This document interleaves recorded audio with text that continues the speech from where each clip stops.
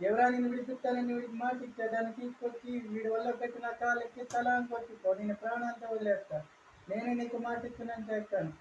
ఆ రాజద్రోహిని నాకు అప్పచెప్పు, నిన్ను నీ సైన్యాన్ని ప్రాణాలతో వదిలేస్తా. శాబాష్, నాకు ప్రాణం ఇచ్చి పెడతావా? ఉదయమే నీ ఒంట్లో రోషం ఉంటే, నీ కథలో నిజం ఉంటే నా 100 మందిని పంపిస్తాను. నా మనిషిని 100 మందిని పంపిస్తాను. దాని ఒంటి మీద చేయబడకుండా వెళ్తే ఆ రాజ్యాన్ని, ఆ రాణిని నీకే చెప్తా. వెండి చూపులే మీరుండి ఎందుకుని మరి పంపించు.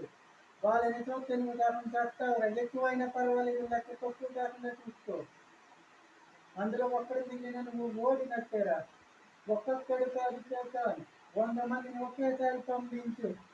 చాహో, నీ పౌరుషం మాటల్లో కాదు, చేతల్లో చూపించు. పంచాంతి పోదే రాకుమారి, మీరేమీ దిగులు పడకండి. శాఖల్ని వాడి సైన్యాన్ని అంతం చేసి ఆ రాజద్రోహి తల నరికి ఆ రక్తంతో అకాల భైరవుడి అభిషేకం చేయడం మీరు కల్లారా చూడాలి.